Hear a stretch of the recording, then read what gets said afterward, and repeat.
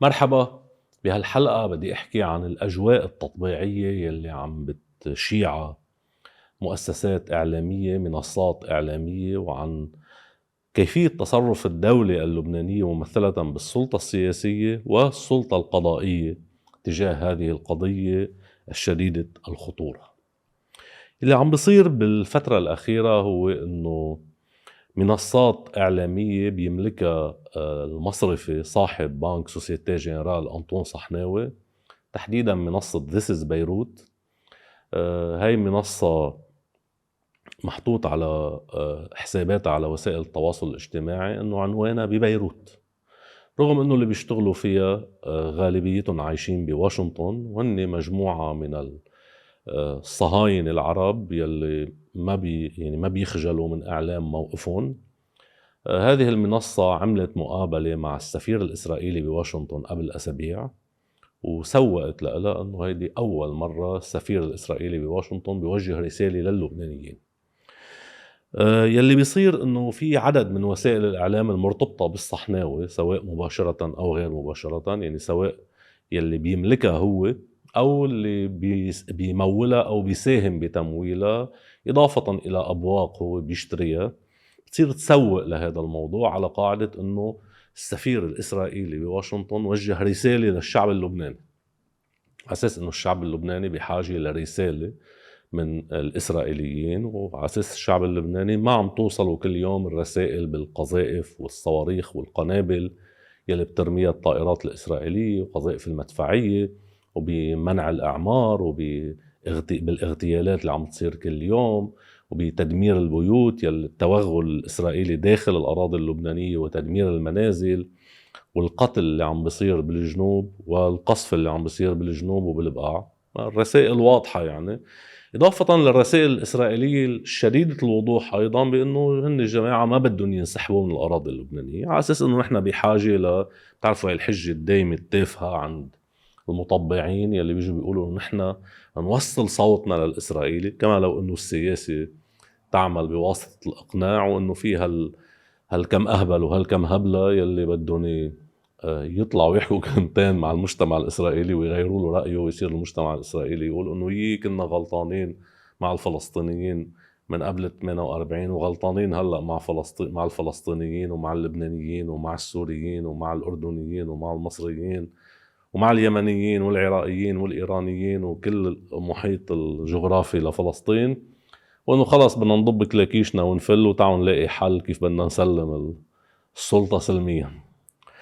بجميع الأحوال، بعد هذا الأمر، بعد هذه الخطوة التطبيعية الخطيرة، كمان نفس المنصة تطلع بتعمل مقابلات مع مستوطنين إسرائيليين بشمال فلسطين المحتلة، كمان بيحكوا عن أنه هن عندهم رغبة أنه يجوا على بيروت، وبده يجوا على بيروت ويأكلوا شاورما وحمص وما بعرف شو وتبولي وغيره.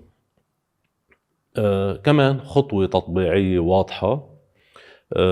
بعد منا كمان الموقع نفسه This is بيروت بيرعى مبادرة بمؤتمر ميونخ للأمن يلي عقد هذا الشهر بشباط 2026.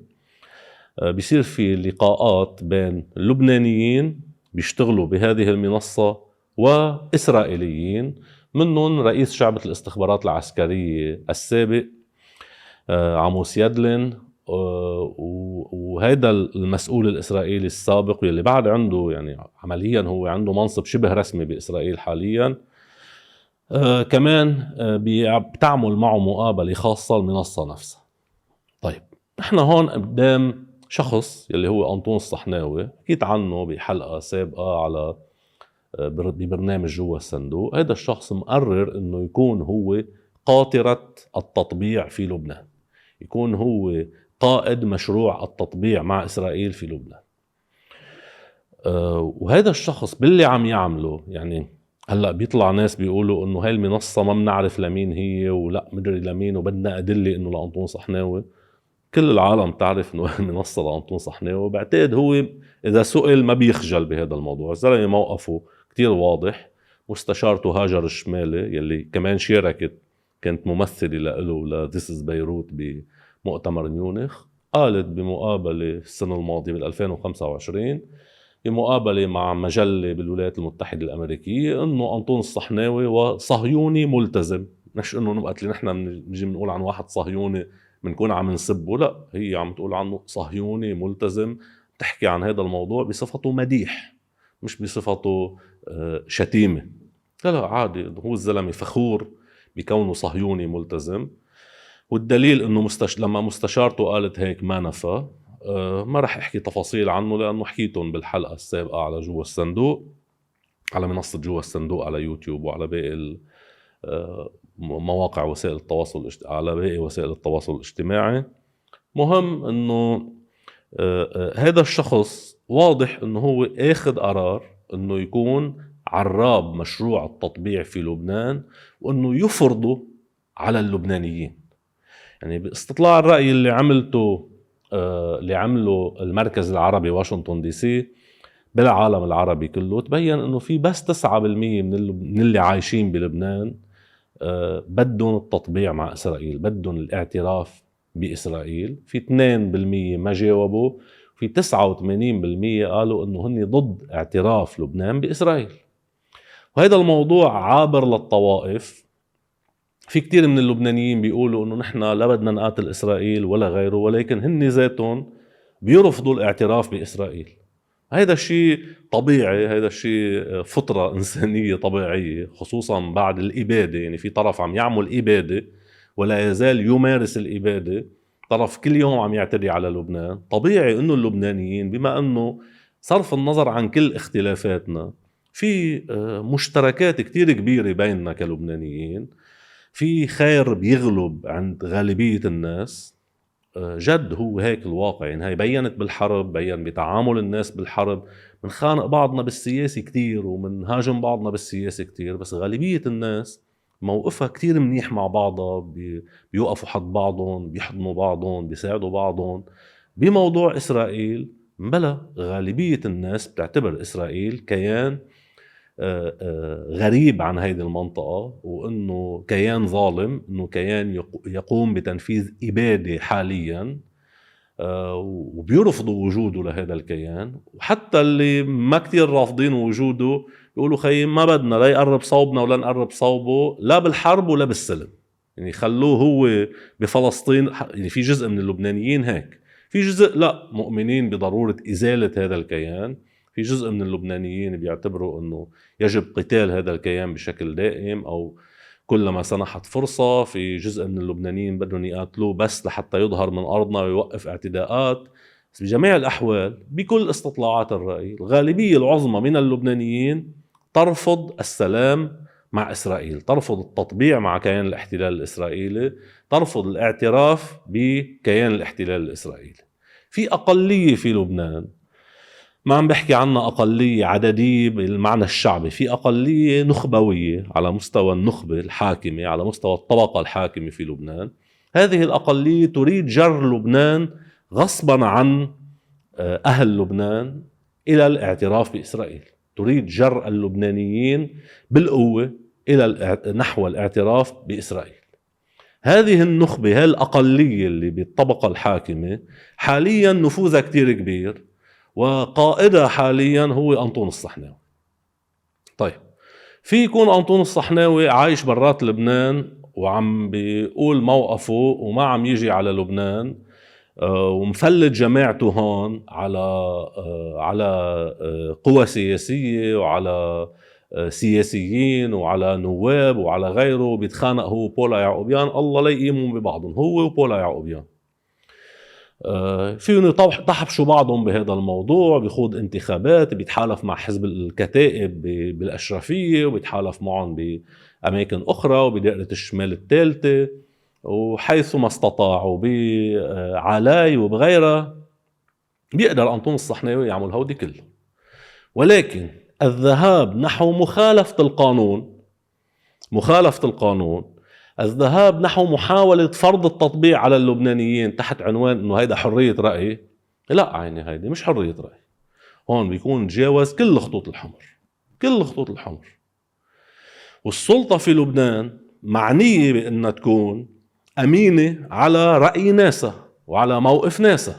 يعني السلطة اللي هلأ رايحة بدها تصادر آراء اللبنانيين من خلال التمديد للمجلس النيابي وعدم إجراء الانتخابات، ما فيها كمان تكون عم تصادر لهم رأيهم بأنه تسمح بأنه ينفرض عليهم خيار التطبيع. ما فيها لا رئيس الجمهورية فيها يسكت تجاه هذا الأمر، حتى لو كانت علاقته بأنطون الصحناوي علاقة مميزة وقرابته لأنطون الصحناوي هو مستشار بالقصر الجمهوري، والعلاقة بين رئيس الجمهورية وأنطون الصحناوي علاقة فوق العادة. حتى لو كان هيك، المفروض رئيس الجمهورية بصفته الحكم بين اللبنانيين، بصفته المسؤول الوحيد الذي يقسم على حماية الدستور، مفروض رئيس الجمهورية يكون كمان أن يسعى دوما إلى حماية مصالح اللبنانيين وإلى الحفاظ، وأن يكون ساعيا على الدوام إلى الحفاظ على ثوابت اللبنانيين. طالما في أغلبية ساحقة عند اللبنانيين ترفض الاعتراف بإسرائيل، وطالما القانون في لبنان يمنع التطبيع مع إسرائيل، طالما القانون والدستور بلبنان يمنع التطبيع مع إسرائيل، اتفاق الطائف في لبنان يمنع التطبيع مع إسرائيل، ما بيقدر رئيس الجمهورية ما يعمل شيء تجاه هيك خرق كبير. رئيس الحكومة ولو انه عايش باللالالاند، ولو انه مش موجود بلبنان، ولو انه يعني الزلمة كما لو ان قدماه لم تطأ الارض اللبنانية، كما لو ان قدميه. فهذا رئيس الحكومة رغم انه هيك، رغم انه عايش بعالم اخر، بكوكب اخر، بكون اخر، بس كمان هو من واجباته انه يواجه هذا الخيار. ما بيقدر يسكت انه نحن في منصة اعلامية لبنانية قاعدة عم تعمل مقابلات مع مسؤولين اسرائيليين، مع مستوطنين اسرائيليين، مع مسؤولين امنيين اسرائيليين، وعم يتقدم هذا الامر بمؤتمر ميونخ يلي كان فيه رئيس الحكومة، عم يتقدم هذا الامر كما لو انه خيار الشعب اللبناني. لا، هيدا منه خيار الشعب اللبناني، ابدا منه خيار الشعب اللبناني. ما بتزبط انه يجي ينفرض علينا نحن اللبنانيين هذا الخيار يلي نحن رافضينه. هون وزير العدل كمان عليه مسؤولية، رغم انه وزير العدل حدد موقف بمقابلة اخيرا مع قناة امريكية، بيقول لهم بوضوح انه هو عم يسهر الليل لحتى ما حدا يتلاحق بجرم خرق قانون مقاطعة اسرائيل. في وزير عدل عنده سجون ما رح نوصفها شو هي، كارث، في كوارث بالسجون، في محاكم عم تسجن ناس سنة وسنتين بدون محاكمات، في محاكم وقضاة عم يسجنوا ناس سنة كاملة من دون ما يطلعوا قرار ظني، في قضاة ما عم ينزلوا على شغلهم مثل ما لازم، في كل الأجهزة الأمنية كلها بلا استثناء لا تحترم حقوق الموقوفين وبتظلم الموقوفين وتمارس التعذيب بعلم القضاة، مش كل القضاة، بعلم جزء من القضاة، بعلم جزء كبير من القضاة اللي بيشتغلوا بالنيابات العامة. تعذيب ممنهج عم بيصير عند الأجهزة الأمنية اللبنانية. وزير العدل، حالة المحاكم اللبنانية حالة قصور العدل كارثية، أوضاع الموظفين العدليين المساعدين القضائيين، يعني الموظفين اللي بالعدلية كارثية، الحالة اللوجستية لقصور العدل كارثية، للمكاتب كارثية. شيء اللي بيقدر يفوت على محكمة، على مكاتب بقصور العدل، على قصور العدل نفسها تحديدا بالشتوية، يفوت ويشوف الواقع ويوصف للناس في كوارث هونيك مش لا تليق بالعدل، لا تليق بعمل انه بشر يقعدوا يشتغلوا فيها. هيدي بيشتغلوا فيها قضاة بيحكموا باسم الشعب اللبناني. وزير العدل هودي كلهم ناسيون وقال عم يسهر الليل لحتى ما حدا يتحاكم بجرم مخالفة قانون مقاطعة إسرائيل. طب هيك وزير عدل كمان نفس الشيء، هو بيكون بهالحالة شريك لأنطون صحناوي. هلا هو شريكه معنويا من الناحية المصرفية، بما أنه وزير العدل هو ابن القطاع المصرفي اللبناني، ابن أصحاب المصارف اللي نهبوا أموال اللبنانيين، هو مدافع دائم عن مصلحة أصحاب المصارف، وانتمائه لأصحاب المصارف هو صنو لانتمائه لحزب الكتائب، أو أقوى من انتمائه لحزب الكتائب. قول هون كمان في شراكة بين حزب الكتائب وأنطون الصحناوي والمصارف ووزير العدل، كلهم فريق واحد، يعني بالانتخابات دائما بيتحالفوا سوا.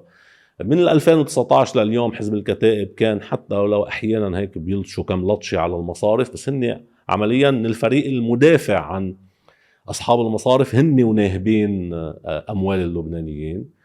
فوزير العدل لا يرتجى منه أنه يوقف بوجه أنطون الصحناوي، لأنه برجع بقول هن فريق واحد.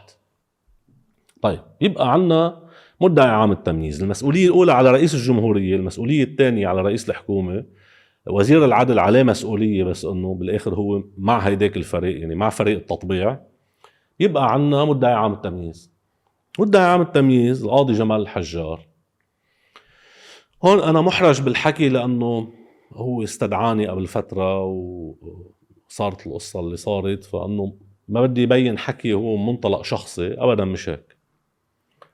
قاضي جمال الحجار حضرتك مدعي عام تمييز. طيب حضرتك صاحب صلاحية تحريك دعوى الحق العام.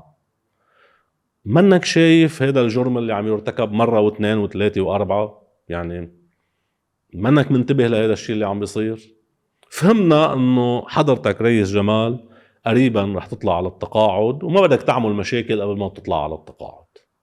اوكي، حقك خي، حقك ما تعمل مشاكل، حقك تكون قضايا مفتوحة عندك ما تقفلها، لأنه تقول ما بدي أحكم فيها، ما بدي أخذ قرار فيها لأنه هيدي فيها جانب إعلامي من هاي الجهة أو من هاي الجهة. يعني المتخاصمين عندهم أذرع إعلامية، إما إما المتخاصمين هن واحد منهم ذراع إعلامية والتاني مسنود بذراع إعلامية مضادة. بفهم هونيك تقول بدي حاول رتبها للقصة، بدي حاول نحكي عنها بعدين بحلقة خاصة هيدي، لأنه كمان اللي عم بيصير فيها مش مقبول، بس إنه تنفهم هيدي. بتقول هيدي قضية بلا تفوتني بالحياة، شو بدي فيها بلا ما أنظر فيها، بتركها لحتى بيجي اللي بعدي مدعي عام التمييز الجاي هو بينظر فيها. بس بهاي القضية ما هي ما عم تعمل مشاكل مع حدا. هيدي الشعب اللبناني كله غالبيته العظمى وراك بهيدي القصة. أو إنه كمان نفس الشيء، مثل ما إنه بمؤسسات أخرى ممنوع نستعمل بقى مؤسسات سياسية وغير سياسية، ممنوع بقى نستعمل كلمة العدو الإسرائيلي. كمان بالقضاء بطل فيكن تدعوا على حدا بجرم التطبيع، بجرم مخالفة قانون المقاطعة، بجرم التواصل مع العدو. بطل عندكم جرأة إلا ملاحقة العميل الأمني يلي لازم ملاحقته. سونيك لأنه الأجهزة الأمنية بيفرضوا عليكم، بما أنه بيوقفوا حدا بيقولوا هيدا متعامل مع إسرائيل، مع الاستخبارات الإسرائيلية، بتقوموا بتضطروا توقفوا.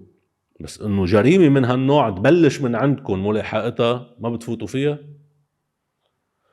إنه البلد هلأ مشغول، أو جزء من النخبة الحاكمة بالبلد، من الطبقة الحاكمة في البلد، مشغولة بالتسريبات اللي نشرت على منصة بولا يعقوبيان حول حاكم مصرف لبنان وسمارة الأزة ونديم بركات وشو علاقة أنطون الصحناوي بالموضوع، بما أنه بولا كشفت مصدرها وقالت أنه أنطون الصحناوي هو اللي مسرب لها. على الأرجح صرف النظر إذا صح أو لا، بس أنه بيّنت أنه عم تحاول تورط أنطون الصحناوي وتعمل مشكل بينه وبين كريم سعيد، وهو في مشكل واقع بين كريم سعيد حاكم مصرف لبنان ورئيس الجمهورية، بما أنه يقال أنه بولا يعقوبيان طلعت لعند رئيس الجمهورية وخلته يشوف التسريبات يلي بتفرجي أنه كريم سعيد عم بيدير شبكة على السوشيال ميديا، يعني حاكم مصرف لبنان عم بيدير شبكة على السوشيال ميديا لتهاجم رئيس الجمهورية.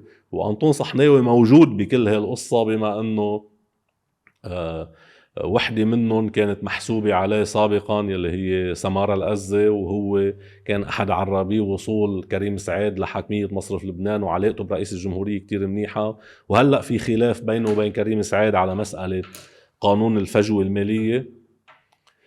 فهيدي الخبصة كلها نحن مبسوطين عم نتفرج، يعني إن شاء الله يفوتوا ببعضهم أكتر، يعني سواء بولا يعقوبيان أو أنطون الصحناوي أو كريم سعيد أو رئيس الجمهورية، يفوتوا ببعض خير إن شاء الله. يعني أنا واحد من الناس بتفرج ومبسوط وبزقف للطرفين وبدعي بالتوفيق لكل الأطراف، يعني كل حدا فيهم هون بدعي له بالتوفيق.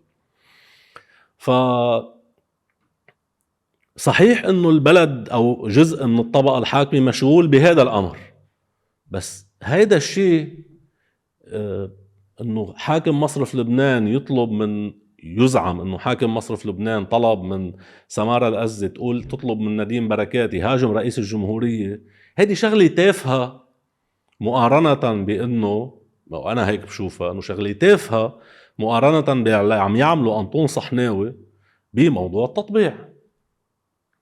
انه ما بتزبط يا ريس جمال الحجار مدعي عام التمييز انه انت تتجاهل هذا الموضوع وتتعامل معه كما لو انه لم يكن. ما زبط اخي، في جرم عم يرتكب وكل البلد شايف هذا الجرم. لا بتقول انت ما مش شايف هذا الجرم وما مع انك متابع، يعني مش انه من العالم اللي ما بتعرف شو عم بيصير بالدنيا، لا متابع دقيق كمان.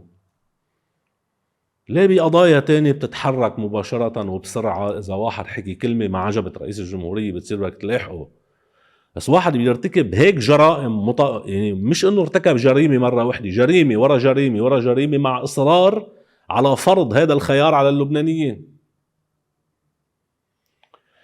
لا رئيس جمال، هذا الموضوع حتى لو كان بعد عندك شهر أو شهرين أو 3 لتطلع على التقاعد، قد ما يكونوا واجبك لآخر لحظة إنك أن تنفذ ما يلزمك القانون بتنفيذه. هيدي القصة مش إنه مزاج أنا بدي أعمل أو ما بدي أعمل، لا، مدعي عام التمييز مجبور إنه يلاحق هالقضايا. ما بتزبط، ما بتزبط، لأنه بهالحالة إذا هيك قضية بتسكت عنها ما بيحق لك تلاحق حدا بالجمهورية اللبنانية، لا حضرتك ولا أي نائب عام تاني بالبلد، كلكم لأنه بأي حق أنتم بتلاحقوا فلان وفلان بتسكتوا عنه. لما بيجيبوا لكم الأجهزة الأمنية ملف له علاقة بعميل جاسوس إسرائيلي عم يتعامل أمنيا، برافو عم تلاحقوه، وأن كانت الملاحقات ليس كما يجب، لأنه ما عم يكون في إشراف حقيقي على التحقيقات، وما عم تتدخلوا بالتحقيقات وبتخلوا الأجهزة الأمنية هي تدير شغلكم. بغالبية القضاة، مش عم أقول الكل، بس بكل الأحوال عم تعملوا الحد الأدنى من واجباتكم والله يقويكم وكملوا.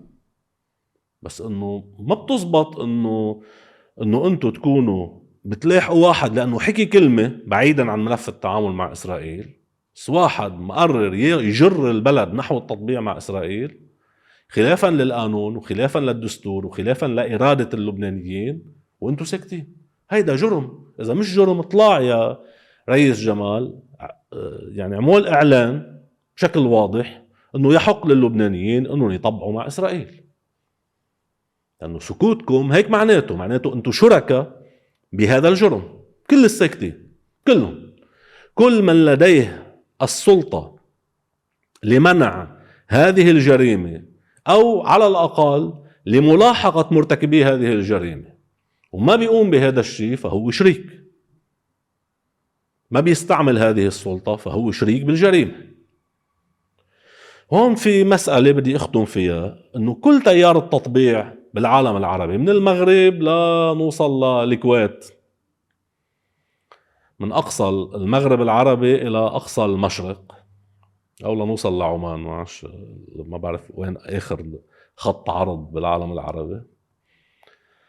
بجميع الأحوال بعتقد بعمان، بجميع الأحوال أنه تيار التطبيع بكل العالم العربي هو تيار أقلوي، ولكنه يريد فرض رأيه على كل العرب.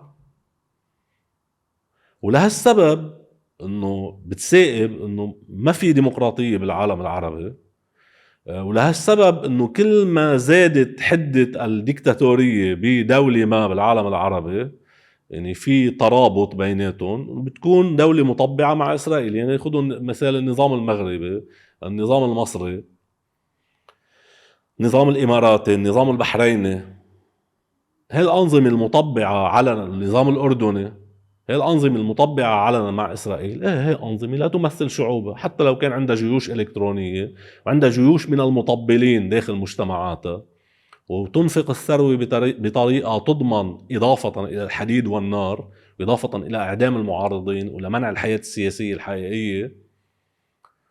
فهي الأنظمة تحكم الناس بالحديد والنار، وهي أنظمة ديكتاتورية، وما بتقدر أصلا تفرض خيارات التطبيع لو أنها لم تكن أنظمة بهذه الصورة، بهذا يعني لولا أنها لم تكن أنظمة ديكتاتورية بهذه الطريقة.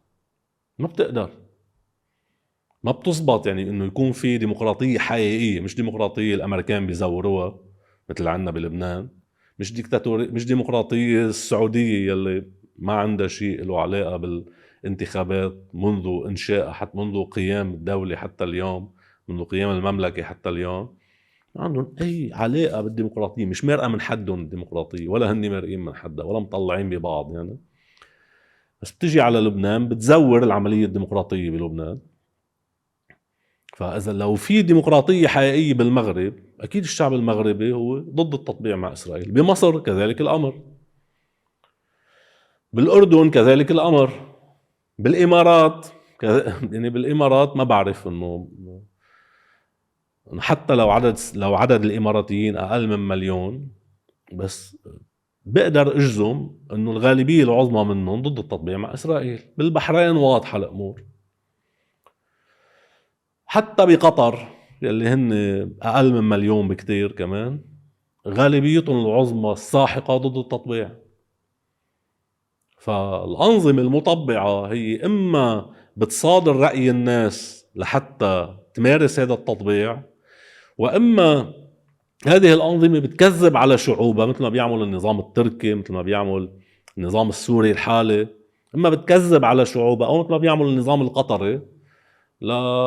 وحتى النظام المصري بيستعملها لهيدي، انه بيحاولوا دائما يفرجوا حالهم انه هن ضد اسرائيل، بس انه هن هلا عم يتحينوا الفرصه لحتى ما بعرف شو يعملوا، حتى يحضروا حالهم لحتى بعدين يصيروا حقيقه ضد اسرائيل. وبيبيعوا شعوبهم شعارات شعبويه، بس غالبيه الناس ضد اسرائيل. طيب هيدي زبطت بالمغرب، وزبطت بمصر، وزبطت بالاردن، وزبطت بقطر، وزبطت الامارات، وظابطه بتركيا، وظابطه بظل نظام الجولاني بسوريا. بس بلبنان ما رح نسمح انه تزبط. يعني ما رح نسمح نحن وعم نندبح من الاسرائيلي، هي واسرائيل عم تقصفنا وعم تهجرنا وعم تفجر بيوتنا وعم تقتل اخوتنا، ما رح نسمح لا هلا ولا بعدين ان يجر البلد الى التطبيع. واذا انطون الصحناوي مفكر انه بهي الطريقه بيقدر يخدم الامريكان وبيقدر يرضي الامريكان والاسرائيليين لحتى يدعموا له موقفه، موقف اصحاب المصارف بامريكا، والا شو اللي مخلي اصحاب المصارف المنهاره المفلسه واقفين على جريهم لهلا؟ لولا الدعم الامريكي المطلق، ولولا الدعم الاسرائيلي غير المباشر.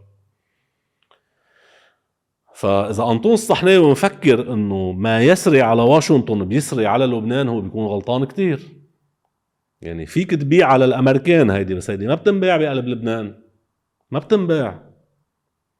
غالبية العظمى من اللبنانيين لن يسمحوا بجر لبنان نحو التطبيع.